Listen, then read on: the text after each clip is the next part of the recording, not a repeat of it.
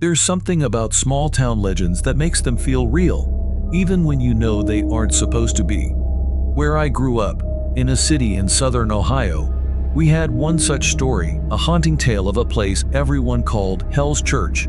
It was said to be deep in the woods, far away from the city lights, in an area people barely talked about. No one knew for sure if the church burned down during some dark ritual, or if the church was already abandoned when people started using it for strange ceremonies. Everyone had their own version of the story, and every version sounded worse than the last. This wasn't just a one-off tale. There are plenty of Hell's Church legends scattered across Ohio, but this one hit closest to home. It was tucked away in the far stretches of our area, a place no one had any real reason to visit. Yet, it became a magnet for thrill seekers and curious teenagers. For us, a bunch of high school juniors looking to push the limits of our freedom, it seemed like the perfect adventure. We weren't planning on finding anything serious, it was all just for laughs and scares. We were ready to pretend to be brave, make some memories, and maybe have a story to tell later. Even though I usually hated spooky stuff, I didn't want to be the one who chickened out. Most of the group were guys, and as much as I tried to act like it didn't matter, I wanted to prove I could keep up. A few of my closer friends were going too, which gave me the little push I needed. We'd heard the story about the church so many times, it felt like a challenge we couldn't ignore. It was November, cold and dark, and we had just enough time before winter really hit to pull off one last crazy night. None of us thought about the danger. In our heads, it was just an abandoned building, nothing more. We weren't expecting to run into anything real. The plan was simple: drive out, explore a bit, and then laugh about it over snacks later. But some plans don't turn out the way you imagine. And sometimes, the scariest stories are the ones that end up being true. It all started like most dumb ideas, one person said it, and the rest of us went along with it. Someone in the group joked about finding Hell's Church again, and before we knew it, the plan was set. We had already tried once earlier that fall, but curfews cut our night short, and we didn't even get close to the place. That failure just made us more determined. Now, with a free weekend and no parents around to question our plans, it felt like the perfect chance to try again. We had no real reason to go except that it sounded fun. Scare ourselves a little, maybe scream for laughs, and then head home. None of us really believed in ghosts or cursed places, but there was something thrilling about the idea. It wasn't just about finding the old church, it was about doing something risky, stepping into a place we weren't supposed to be. Everyone seemed up for it, especially now that most of us had our licenses. The freedom of having cars made everything feel possible. No one wanted to be the one to back out. And even though I was nervous, I wasn't about to look like a coward in front of the group. It didn't seem dangerous, just exciting enough to get the adrenaline going. We figured we'd go out, search the area, laugh it off, and be back before anyone knew we were gone. But looking back, maybe we should have taken that first failed attempt as a warning. Some things aren't meant to be found. We packed into 2 cars and hit the road. The deeper we drove, the less familiar everything felt. The bright city streets gave way to quiet highways, and soon we were surrounded by nothing but trees and darkness. It felt like the kind of place where people don't go unless they have a reason, and we didn't have one. The directions we had were vague at best. We followed an old state highway, then turned off onto an abandoned access road that was barely drivable.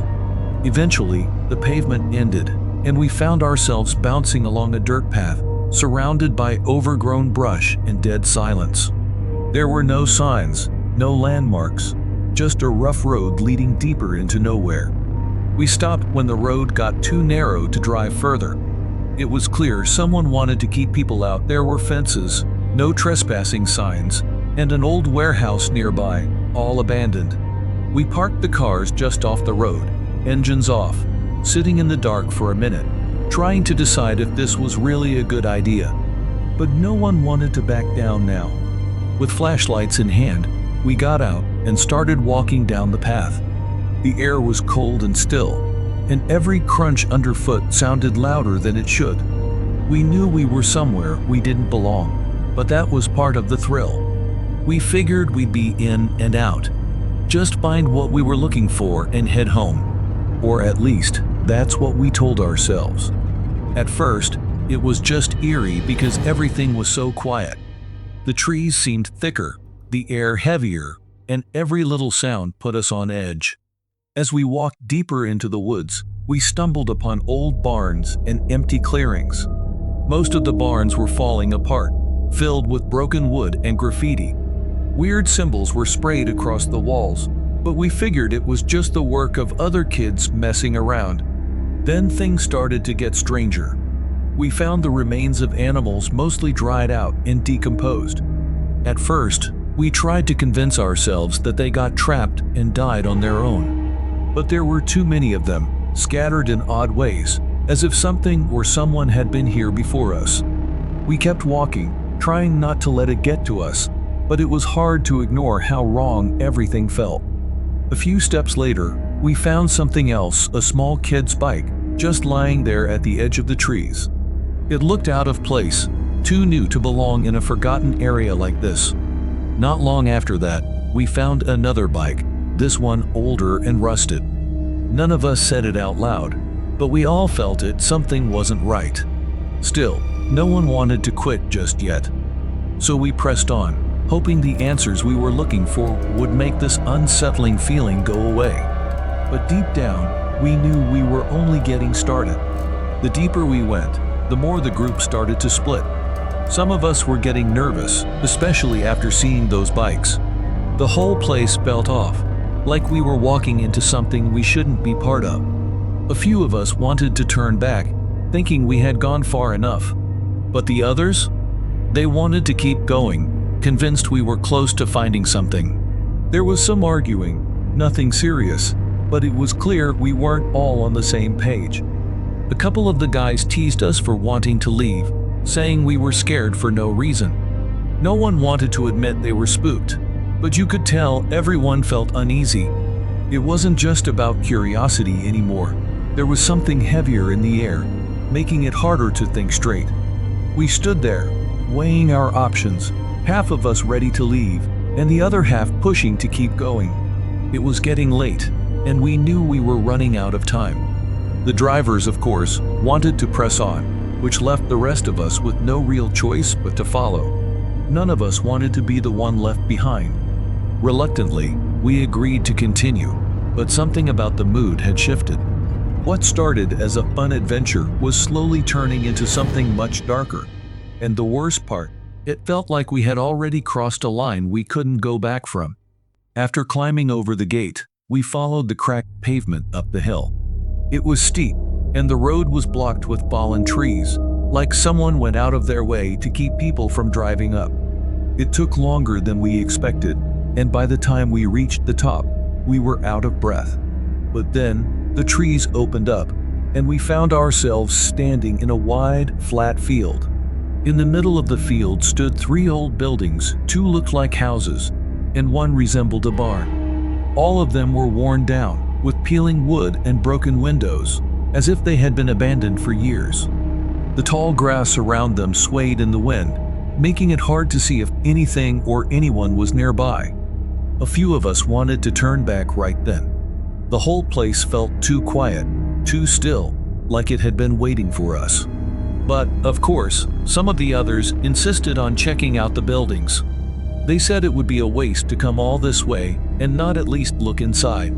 I wanted no part of it, and I wasn't alone. A few of us decided to stay back at the edge of the field while the others explored. We watched as they disappeared inside one of the houses, their flashlights flickering in the windows.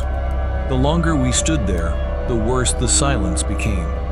It wasn't just the absence of sound, it was the kind of quiet that makes your skin crawl, like something is just out of sight, watching.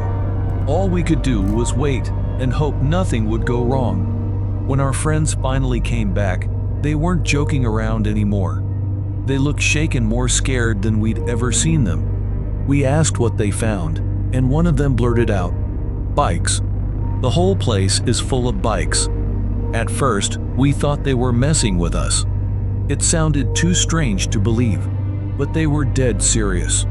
They told us the walls inside were lined with bikes chained up, some small, some old and rusted. There were no other signs of people, just bikes everywhere, like someone had been collecting them for years. It didn't make sense, and the way they described it made the whole thing feel even creepier. The idea that someone might be using this place gave us all chills. If the bikes were here, what else could be hidden nearby? None of us wanted to wait around to find out.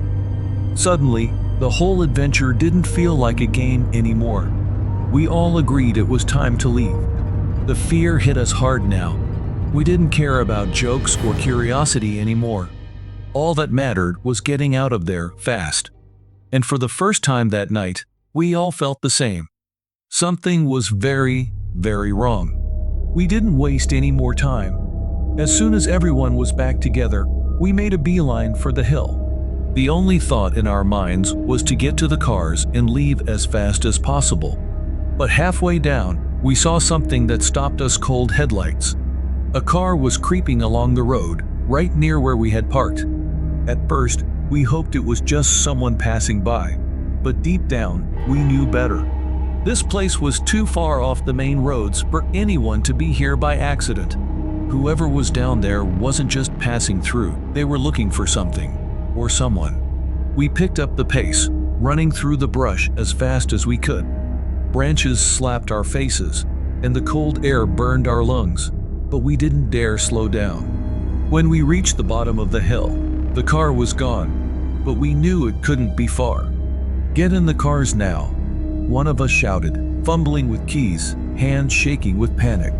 Just as we started the engines, we saw a massive black truck barreling down the road toward us. The headlights were blinding, and the engine roared like it was coming for us. Without thinking, we floored it. Both cars peeled out, tires screeching, with the truck close behind, its grille almost touching our bumpers. The truck didn't let up, swerving dangerously close, trying to force us off the road. It felt like a nightmare, racing down narrow paths, weaving in and out of lanes on the highway. Every turn, every second, we thought it would catch us. But somehow, we stayed ahead. After what felt like forever, we reached a shopping center and swerved into the parking lot, our hearts pounding out of our chests. We sat there in stunned silence, waiting, watching, making sure the truck didn't follow us. When it didn't show, we finally let out shaky breaths, realizing just how close we had come to something we couldn't explain and never wanted to experience again. And just like that, it was over. But none of us spoke a word on the ride home. We didn't need to. We all knew that whatever was out there, we were lucky to have made it out alive. Sometimes the best trips are the ones that don't go as planned. That's exactly how it started for me. My friend Kayla and I had just finished working a summer job at a hiking lodge in British Columbia, and we decided to take the long way home, a road trip across Canada. Everything went smoothly at first. We hit some amazing places along the way, spending more time in each town than we expected. But that meant we had to cut the final part of our trip short. By the time we reached New Brunswick, Kayla had to stay for school. I dropped her off on Halloween night, thinking I'd head straight home to Toronto the next day. But there was one thing I couldn't shake: the Cabot Trail in Nova Scotia, something I'd dreamed of seeing for years. With a week of vacation still left, I figured I might as well go for it. I booked a room for the night at the only place available, a cheap hostel along the trail. It wasn't much, but I didn't mind. I just needed a place to sleep before heading out to explore. It was a spur-of-the-moment decision. I thought it would be a quiet, relaxing way to wrap up the trip. But I had no idea that taking that detour would lead me into something far more unsettling than I ever imagined. The drive to the hostel was longer than I expected. The farther I went, the more the landscape shifted: quiet roads, empty fields, and thick forests. When Google Maps announced, "Your destination is on the left," all I saw was farmland. No buildings, no signs. I drove a little further and spotted a crooked metal arch painted bright red. It looked worn out, but it spelled out Akole Hostel. That had to be it. The dirt road led me to a rundown barn sitting in the middle of nowhere. It didn't look like a hostel, more like something abandoned years ago. 2 cars were parked out front, so I figured I was in the right place, even though it felt strange. Before I could second guess myself, a man stepped out of the barn. He was small, with dark hair and intense eyes. He smiled, asked if I had a booking, and introduced himself as Kevin, the owner. Kevin seemed eager, too eager, insisting on giving me a tour of the place. The barn was unfinished, with rooms separated by flimsy particle boards, and the whole foundation had been dug out, like they were in the middle of some strange renovation. It didn't feel like a hostel, but I was tired from the drive and figured I could deal with it for one night. I told myself it was just a cheap place to sleep. What could possibly go wrong? As Kevin led me through the barn, I quickly realized that things were far from normal. He wasn't just renting out rooms. He talked about big plans to turn the barn into some kind of retreat. The way he described it, though, made no sense. It was like he had ideas, but no clue how to make them happen. Then, I met the rest of his family. There was his partner, the mother of their 5-year-old son, JP, and Kevin's elderly mother, who insisted I call her mom. They acted like everything was normal, but something felt off. The family barely interacted with me, and when they did, it was awkward. Tension hung in the air, especially between Kevin and his partner, who seemed tired of the whole situation. The weirdness hit me hardest when Mom tried to make small talk, smiling too much and acting overly familiar, as if I'd known her for years. I wanted to leave, but it felt too late to back out now. I told myself it was just one night, but something in the pit of my stomach told me this wasn't going to be the peaceful stay I had imagined. After a long day of hiking, I came back to the barn just as the sun was setting. The place felt even stranger in the dark. Inside, the family sat at the table, eating quietly. It was as if I wasn't even there. JP ran up to me, excited, asking if I wanted to play. I didn't want to be rude, so I agreed, and we tossed a foam football around while the adults ignored us. But the peace didn't last. Out of nowhere, Kevin and his partner started arguing, their voices sharp and angry. She told him she was leaving, scooped up JP, and stormed out without looking back. Kevin followed her outside, cursing under his breath. The sound of a car peeling out of the driveway filled the air, leaving me alone with his mother, who still insisted I call her mom. The barn suddenly felt heavier, like the walls were closing in. The only other sound was the quiet hum of an old heater, filling the silence left behind. It was clear now something was very wrong with this place, and I was stuck right in the middle of it. As soon as Kevin's partner drove off, I tried to make my exit, but Mom wasn't going to let me leave that easily. She smiled warmly, acting like everything was fine, but there was something unsettling about how calm she seemed. She reached out, rubbing my arm in a way that felt more invasive than comforting. In her other hand, she still held the knife she had been using earlier to cook dinner. It wasn't large, but the way she waved it around while talking made me uneasy. She kept insisting that I stay, telling me how special I was and how she just knew I would end up with them tonight. It felt like she believed I belonged there, like I wasn't supposed to leave. I forced a smile, trying not to show how nervous I was. Every step I took toward the door, she followed, still rambling about how misunderstood Kevin was and how his partner was the real problem. I knew I had to stay calm. One wrong move, and things could go very bad, very fast. I knew I had to get out of there, and fast. I gave Mom some excuse about needing to grab something from my car, hoping she wouldn't follow. She smiled but didn't move, watching me the whole time as I inched closer to the door. My heart raced and every second felt heavier, but I managed to step outside. Just as I thought I was free, Kevin appeared. He blocked the driveway with an old excavator, his face serious but oddly calm. "Stay," he said, like it was more of an order than a request. I glanced at the ditch on one side of the path, and the thick forest on the other. There was no easy way out. Kevin kept talking, saying he'd make things right if I stayed, but I wasn't listening. I knew if I didn't leave now, I might not get another chance. I kept my keys tight in my hand, waiting for the right moment. When he moved just enough, I sprinted to my car and threw open the door. But this wasn't over yet. I jumped into my car and turned the key, but Kevin wasn't done.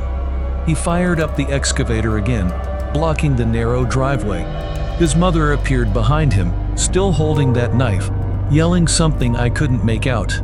They weren't angry, they were desperate, like they couldn't let me leave, no matter what. I knew I didn't have time to think. I rolled down the window and shouted, "If you don't move, I'm calling the cops." That got their attention. Kevin hesitated, glancing back at his mother. For a second, everything was dead silent, and I could feel the weight of their decision hanging in the air. Finally, Kevin backed the excavator off the path, but I could tell they were waiting for me to make a mistake. I didn't waste a second. I threw the car into gear, swerved off the driveway, and barreled across the grass, ignoring the loud crunch of the suspension as I bounced over the uneven ground. All I cared about was getting away from them. As the barn disappeared in my rearview mirror, I thought I was finally safe, but my hands were shaking too hard to celebrate. Something told me this was far from over. I didn't stop driving until I was miles away, my heart still racing. I reached for my phone to call Kayla, but there was no signal, just like when I first arrived at the barn. That's when it hit me. If anything had gone wrong, if I hadn't made it out, no one would have known. I couldn't have called for help even if I tried. When I finally reached a familiar town, I pulled into a gas station parking lot and just sat there for a while, trying to calm down. My hands were still shaking, and my mind kept racing through everything that had happened. It didn't feel real, like something out of a nightmare. I stayed with Kayla for a few more days after that, not daring to drive back alone. I couldn't shake the feeling that something much darker was going on back at that barn. I still don't know what they wanted from me or why they were so desperate to keep me there. But one thing is clear, I made it out. And that's all that matters. New places are supposed to mean new beginnings, right? That's what I thought when I started college in a small, quiet town in the middle of nowhere. It was one of those towns that only exists because of the college. There wasn't much to do, and everyone knew everyone else's business. I thought it would be a chance to leave my old life behind, make some friends, and start fresh. But from the start, I knew I didn't quite fit in. Most people in the town were deeply religious, strict, and conservative. I, on the other hand, had been practicing Wicca since I was a teenager. That made me stand out like a sore thumb, but I wasn't worried. I was used to being a bit different. I figured, if anything, people would just leave me alone. Instead, the opposite happened. People were drawn to me, especially after they found out about my tarot readings and beliefs. At first, it was harmless curiosity. I liked being able to talk about the things that mattered to me. But what started as a fun way to connect with new friends was about to take a turn I never saw coming. It didn't take long for me to find a group of people who seemed friendly enough. There was Alex, Davis, April, Sam, Katie, Rosie, and Sky. They were a tight-knit group, already comfortable with each other, and I was the new addition. They welcomed me quickly, and before I knew it, I was spending most of my free time with them. They were fascinated by the tarot cards I carried and my stories about Wicca. It started small, just a couple of readings here and there, mostly for fun. But they kept asking for more, wanting to learn how the cards worked and what they meant. I didn't mind. Teaching them was easy, and I enjoyed the attention. What began as simple hangouts slowly turned into regular meetings. We'd sit around in the dorm's basement, surrounded by snacks and notebooks, talking about everything from tarot to spiritual beliefs. It felt good to belong, especially in a place where I thought I'd stick out. But as the group's interest grew, so did the pressure. And I didn't realize it then, but something was already starting to shift. At first, it seemed harmless. They were just curious about something new. and I liked sharing what I knew. But before long, it felt like their curiosity turned into something more. They wanted to know everything, every ritual, every belief, every meaning behind the cards. Suddenly, it wasn't just a fun way to pass time. They started looking to me for answers about their personal lives, treating my words like they were some kind of truth. Our meetings became more intense, dragging on for hours. They didn't just want to learn, they wanted me to guide them, like I was some kind of expert. If I gave advice, they would follow it without question. It stopped being about having fun and started feeling like a responsibility I hadn't asked for. The way they looked at me changed too. They weren't just friends anymore, they acted like they depended on me. Every question they had, every problem they faced, they expected me to solve it. It was overwhelming, but I didn't know how to say no. The more they pulled me in, the harder it became to step back. And by the time I realized things were getting out of control, it was already too late. As time passed, cracks began to form between some of the group members. Davis, who was going through a difficult transition from female to male, became a focus of growing tension. He was struggling not just with his identity, but also with mental health issues. His mood would swing unexpectedly. Sometimes he'd lash out. Other times he'd break down in tears. The others didn't know how to handle it. Instead of supporting him, they started whispering behind his back. They questioned everything he did, whether he was serious about transitioning or if his behavior was a cry for attention. The more Davis opened up, the more they seemed to turn against him. Things came to a head one day when Davis showed up wearing makeup and a dress. It caught everyone off guard. The group acted polite to his face, but as soon as he left, the gossip began. Some of them insisted there was more going on, that Davis wasn't just confused, but that something darker might be influencing him. I tried to ignore it, but the way they talked about him didn't sit right with me. The group's obsession with Davis grew stronger, and so did their paranoia. It was like they needed someone to blame for the tension building between them. And unfortunately, Davis became that person. It didn't take long for the rumors to spiral out of control. One day, someone casually suggested that maybe Davis was under the influence of something supernatural. At first, it sounded like a joke, but the group latched onto the idea.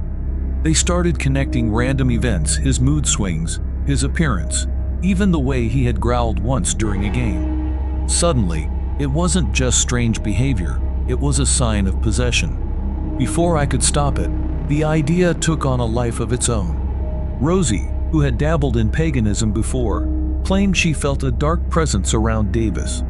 Then the group landed on the idea that he might be possessed by Lilith, the demon known in folklore.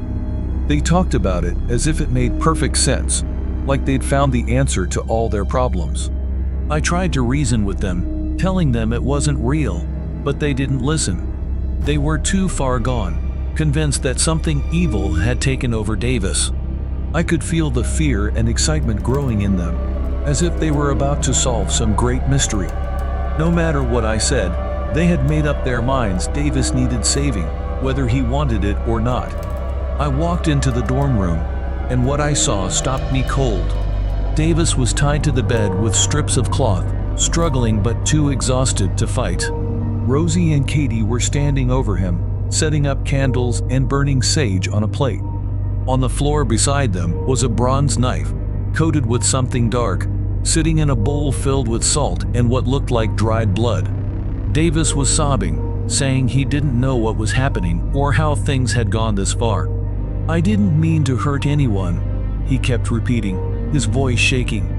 Rosie held an old, tattered book, chanting words I couldn't understand, while the others stood around like this was normal. I told them to stop, but they ignored me, too caught up in their obsession to listen. The air felt heavy, like the tension in the room could explode at any second. I knew if I didn't act fast, something terrible would happen. So, I grabbed the knife, cut the cloth tying Davis down, and told him to run. I pulled Davis out of the room, and we ran without looking back. April followed us, but the others stayed behind, too stunned to react. We locked ourselves in my dorm, trying to catch our breath. Davis was still shaking, barely able to speak, and I knew we had to get him out of there. I grabbed my phone and called his mom, telling her everything. She came right away, and I stayed with Davis until she arrived. The others didn't stop texting me message after message, asking where we were, trying to explain themselves, but I ignored them. I knew that whatever had happened back in that room, I couldn't go back. As soon as Davis was safe with his mom, I felt a strange sense of relief. But I also knew I couldn't stay here. This group had gone too far, and there was no fixing it. I had to leave before they dragged me down with them. The next morning, I started the process to transfer schools. I didn't tell anyone where I was going. I just packed my things, blocked their numbers, and left. Staying even one more day felt like a risk I couldn't take. I needed to put as much distance between me and that group as possible. Looking back, I realized the warning signs had been there all along. I was too caught up in feeling accepted to see how dangerous things were becoming. What started as harmless curiosity turned into something twisted, a strange kind of obsession that I couldn't control. I still think about what could have happened if I hadn't stopped them that night. It scares me to know how close I came to being part of something far worse. I'll never understand how things escalated so fast, but I know one thing for sure: I never want to see any of them again.